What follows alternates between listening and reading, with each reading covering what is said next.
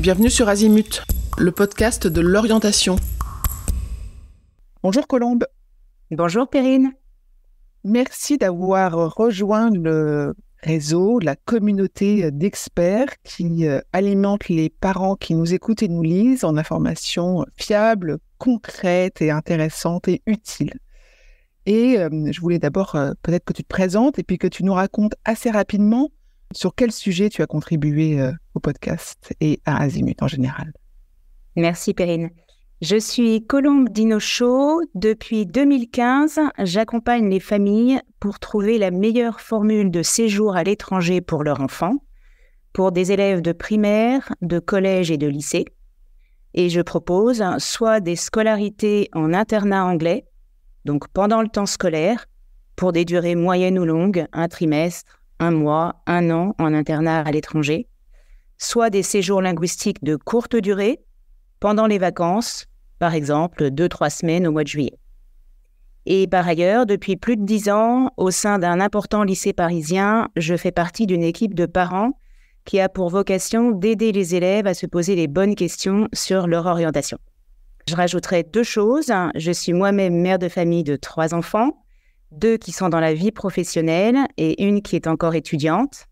Et en réalité, quand ils étaient plus jeunes, j'ai cherché pour eux les meilleures formules linguistiques pour apprendre l'anglais facilement, pour apprendre l'espagnol facilement. Et c'est grâce à eux que j'ai identifié, au fur et à mesure de mes expériences avec eux, les séjours les plus chouettes et les plus efficaces pour progresser. Et la deuxième chose, c'est qu'aujourd'hui, nous sommes une petite équipe et que nous sommes toutes des mamans. Donc, on est passé par là et on est à même d'accompagner au mieux les familles qui nous contactent. Super, mais je ne pense pas que tu aies dit le nom de ton entreprise. Alors, mon entreprise s'appelle My English School, qui, comme son nom l'indique, a pour objectif d'identifier la bonne école pour le jeune qui va partir. Est-ce que tu as une approche particulière ou une méthode ou des outils, en tout cas, qui te sont propres ? Alors, je dirais que tout d'abord, on écoute énormément les familles et les parents qui nous contactent. En amont, on prévoit toujours un échange qui est assez long, d'une 30aine de minutes, parfois 1 heure, qui va nous permettre de comprendre qui ils sont, quel est le jeune qui veut partir, sa personnalité, ses aspirations, les choses qui le caractérisent, et puis de comprendre aussi les enjeux du projet, quels sont les objectifs du projet, quels vont être ses contours, quels sont les points potentiellement de frottement, et de répondre à toutes les questions des familles. Ça, c'est vraiment un point important, et en fait, pour nous, les échanges, ils sont réguliers, ils peuvent être encore une fois assez longs, parce qu'on veut exactement comprendre tous les enjeux de chacun des projets, que ce soit une année de césure ou juste 2 ou 3 semaines en Angleterre en été. Et puis, la ligne de conduite qu'on s'est donnée, c'est très simple, c'est qu'on cherche en permanence à ce que chaque proposition qu'on va faire à la famille, proposition de séjour d'été ou proposition d'école pour une immersion un peu plus longue, colle exactement au projet, aux besoins de chacun. Je dis toujours que la bonne école, c'est celle de votre enfant pour votre projet au moment où on en est dans le parcours du jeune.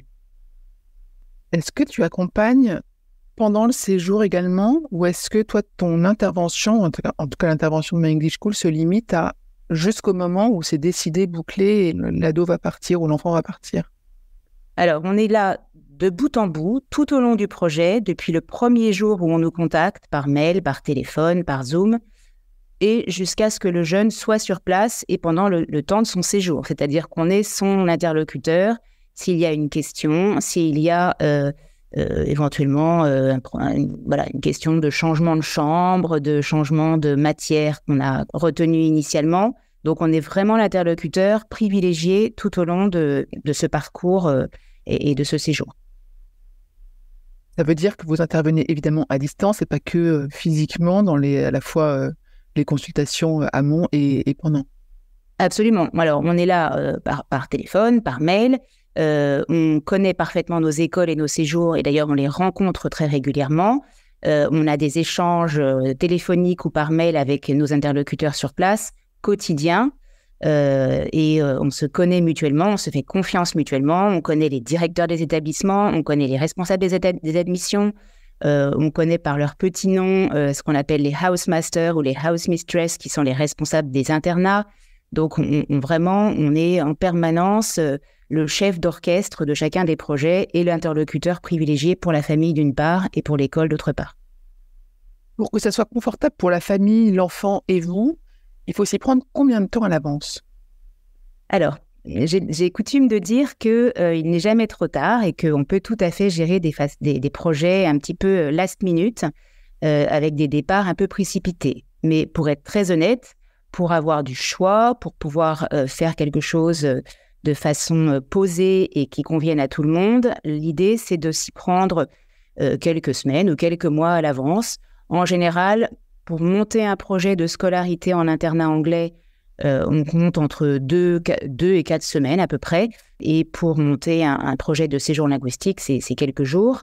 Donc, c'est vrai que si on a à l'esprit un départ pour un trimestre en fin d'année scolaire, ce qui est très classique, entre le mois d'avril et le mois de juillet, c'est bien de s'y prendre en début d'année scolaire, de façon à ce qu'on ait eu le temps d'aller contacter son directeur d'établissement français, de lui demander l'autorisation de s'absenter, et puis d'avoir un vrai choix d'école pour son enfant.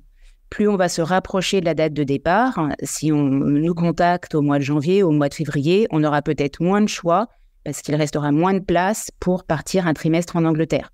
De même pour un séjour d'été, si on nous contacte au mois de mai, peut-être qu'il restera 2 ou 3 programmes sympas et on aura beaucoup moins de choix que ce qu'on aurait eu au mois de septembre.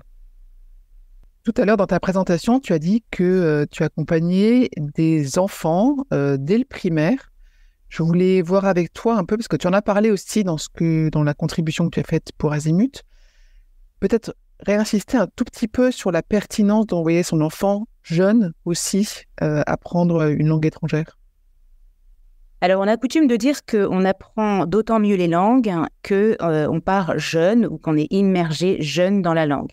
Le cerveau est beaucoup plus souple, plastique et à même d'apprendre différentes langues quand on est tout petit. Il y a des techniques pour effectivement faire immerger un tout petit enfant, un bébé dans la langue par une écoute passive, par des comptines, par ce genre de choses.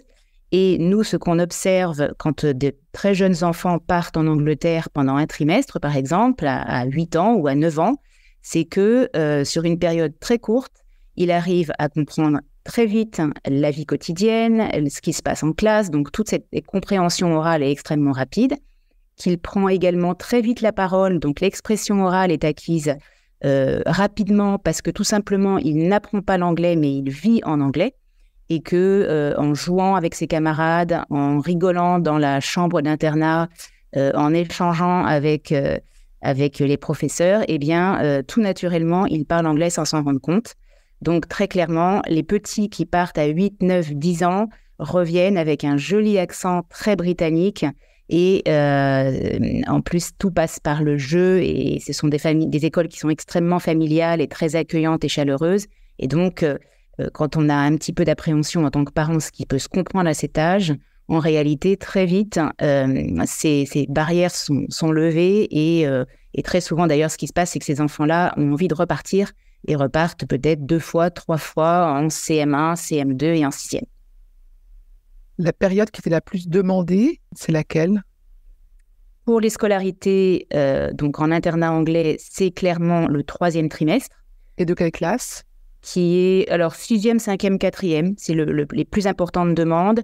En 3e, un certain nombre de parents s'interrogent un peu par rapport au brevet. Alors, voilà, c'est des choses qu'on peut néanmoins faire en 3e dans certaines écoles. On a pas mal de demandes également en seconde. Et ça, c'est tout à fait intéressant pour des élèves qui vont commencer à penser à Parcoursup, au post-bac, à l'orientation, et pouvoir indiquer dans son projet d'études, dans son projet professionnel à terme et dans Parcoursup qu'on est parti un trimestre comme ça en internat, eh bien, c'est quelque chose qui est très valorisé dans un dossier, qui va pouvoir être utile pour un entretien de recrutement, pour un entretien d'admission. Alors moi, j'entraîne des élèves de prépa pour les admissions en école de commerce. Et quand un élève a pu faire ce genre d'expérience, ça peut être aussi un trimestre ou un an en famille d'accueil en Nouvelle-Zélande. Il y a plein de projets de ce type, mais ce type d'expérience linguistique et internationale originale permet d'alimenter un entretien de recrutement et le jury est ravi d'avoir une chouette histoire à entendre. Vous voulez savoir ce que les gens penser de toi et ton accompagnement, en fait, l'accompagnement de My English School? Qu'est-ce qu'ils disent de toi et quelle est peut-être ta singularité dans ton positionnement? Alors, ce qu'ils disent de moi et de My English School et de l'équipe en général, je dirais qu'ils disent qu'on est à l'écoute. On est vraiment à l'écoute des familles. On passe énormément de temps à échanger avec elles, à faire des Zooms, à faire des appels téléphoniques pendant le séjour, avant le séjour, après le séjour. On les écoute aussi au retour et on fait des feedbacks. Souvent, on fait des Zooms et on va rencontrer les parents à nouveau et l'enfant et il va nous raconter le séjour qu'il a passé. Ils me disent aussi qu'on est sérieux et transparent, c'est-à-dire qu'on dit les choses. On a sélectionné les meilleures écoles et les meilleurs séjours au sein d'une quantité astronomique de propositions. Et donc, vraiment, on a un parcours qui est rigoureux dans cet accompagnement et transparent en ce sens qu'on dit les choses. En fin de trimestre, au mois de juin en Angleterre, il y a quelques Français et il faut le dire, c'est pas très grave, une dizaine de Français dans une école où il y a 500 élèves, mais néanmoins, on ne va pas dire à la famille que votre enfant se retrouvera tout seul français en Angleterre. Donc, on est très clair sur ce qu'on dit. Et puis, dernière chose, on est présent et on est plutôt sympa. Ça, c'est important aussi. On a une relation parfois presque amicale avec nos familles qui reviennent chaque année pour un nouvel enfant ou pour un nouveau projet. Et ce qui fait notre singularité, c'est peut-être aussi la casquette éducative et orientation que nous avons, le rôle que j'ai notamment au BDI de ce lycée parisien me permet d'avoir vraiment cette vision aussi orientation et de penser au coup d'après. Je pense aux élèves qui partent notamment un an de césure entre la 3e et la seconde, qui sont parfois un peu en difficulté. Eh bien, on réfléchit ensemble avec la famille à qu'est-ce qu'on fait, dans quelle école, dans quel lycée l'élève va revenir après, quelles sont les bonnes filières, qu'est-ce qu'on va choisir comme spé, voilà. Donc, on pense vraiment cet aspect orientation et insertion dans le parcours du jeune. Et ça, c'est, je pense, très différenciant. On a passé quelques longues minutes à échanger, mais je voulais quand même peut-être savoir avec toi, est-ce qu'il y a des sujets qu'on n'a pas abordés et dont tu aimerais parler? Eh bien, je reviendrai vraiment sur l'atout considérable que ce genre de projet peut avoir pour le post-bac. Je crois que dans un podcast autour de l'orientation, c'est intéressant de le savoir. C'est vraiment quelque chose de valorisé.